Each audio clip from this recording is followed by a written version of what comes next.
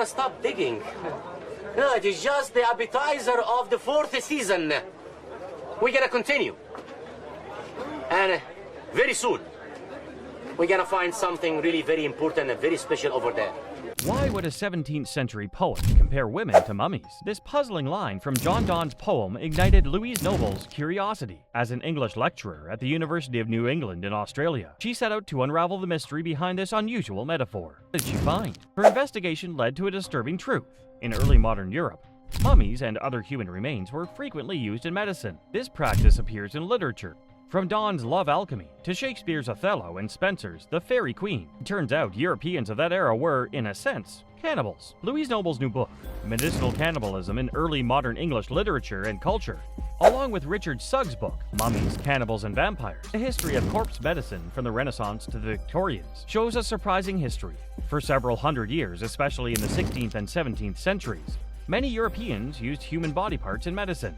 These remedies, made from human bones, blood, and fat, were taken by people from all walks of life.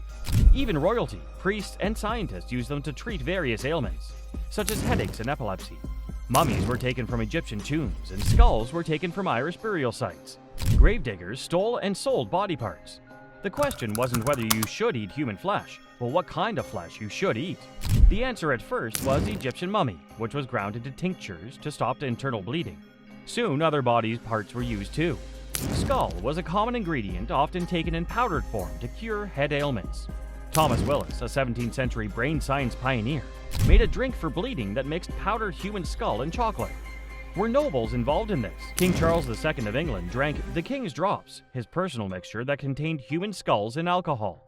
Even the moss that grew under a buried skull, called usney, was valued. Its powder was believed to cure nosebleeds and possibly epilepsy. Human fat was used to treat the outside of the body. German doctors, for example, recommended bandages soaked in it for wounds, and rubbing fat into the skin was considered a treatment for gout. Blood was obtained as fresh as possible because it was believed to hold the body's vitality. This made it hard to get. Paracelsus, a 16th century German-Swiss doctor, thought blood was good for drinking. One of his followers even suggested taking blood from a living person. While it wasn't common practice, poor people who couldn't afford the processed compounds sold in apothecaries, they found another way to benefit from cannibal medicine. They would stand by at executions. When they get a chance, they would pay a small amount for a cup of still warm blood. The executioner was seen as a big healer in Germanic countries. He was a social outcast, but was believed to have almost magical powers. For those who preferred their blood cooked, a 1679 recipe from a Franciscan apothecary explained how to make it into marmalade. Rubbing fat on an ache might ease your pain. Putting powdered moss up your nose could stop a nosebleed. If you could afford the King's Drops, the alcohol might help you forget your depression,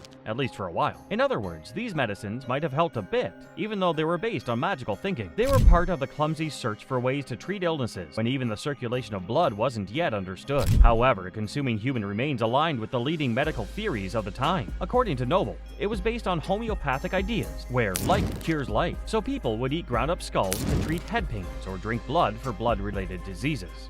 Human remains were believed to be powerful. They were thought to hold the spirit of the body they came from. The idea of spirit was seen as a real part of how the body and soul were connected. Blood was considered especially potent in this belief system. It was thought that blood carried the soul in the form of vaporous spirits. The freshest blood was seen as the strongest. Sometimes they preferred the blood of young men, and other times the blood of virginal young women. By consuming parts of a corpse, people believed they could gain the strength of the person who had died. Was it a global thing? Romans, for instance, drank the blood of slain gladiators to absorb the strength of young, powerful men. In China, people have used human flesh as medicine since at least the Tang Dynasty. Back then, medical books like the Ben Cao Shi even recommended it. There are many recorded cases where young people, often women, willingly cut pieces of their own flesh to give to their sick parents or in-laws. Later on, medical books like the Ben Cao Gangmu advised against using human body parts for treatment, but they still mentioned it as a way to treat diseases. In the 15th century, philosopher Marsilio Ficino suggested drinking blood from the arm of a young person for similar reasons. Noble mentions that many healers in ancient Mesopotamia and India also believed in the benefits of using human body parts. Europeans also believed in something they thought came from ancient Egypt. They valued the corpses of young people, especially those who died suddenly and violently. They believed the spirit stayed in the body longer in these cases, giving the body more healing power. During the peak of corpse medicine, two groups were criticized for related behaviors seen as savage and cannibalistic. One group that was criticized were the Catholics. This belief holds that during Holy Communion, bread and wine are transformed into the body and blood of Christ through God's power. Another group that faced criticism were Native Americans. Negative stereotypes about them were often based on claims that they practiced cannibalism. As science progressed, however, cannibalistic remedies fell out of favor.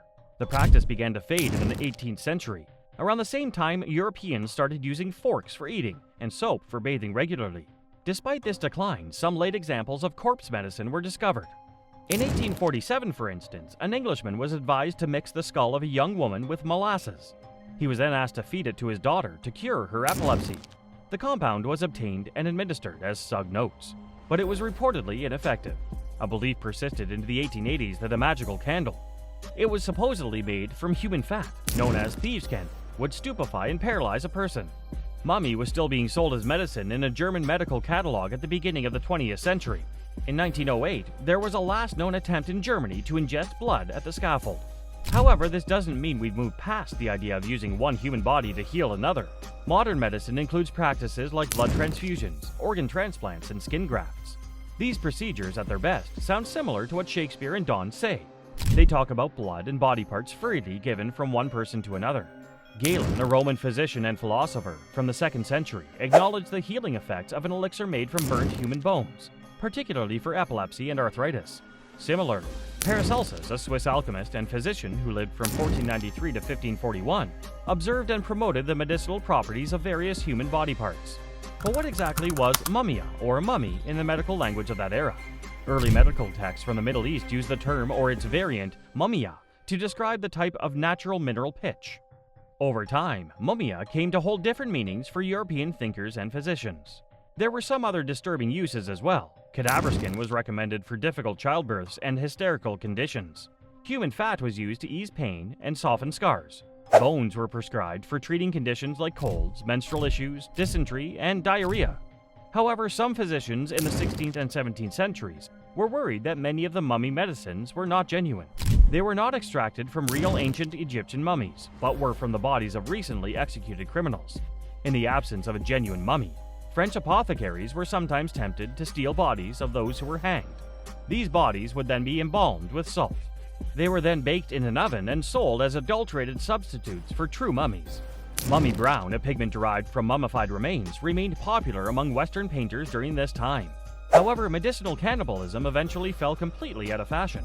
This shift was partly due to changing attitudes towards human remains, which by the 20th century had become much less acceptable to the general public.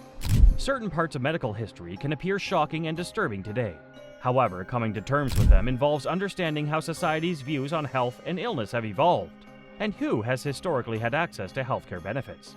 What do you think about these bizarre medical methods? Do you think such crude methods can ever be justified? Share your thoughts with us in the comments below. And yes, don't forget to show us some love by hitting the like and subscribe button to watch such exciting content. Until next time, see you all, folks.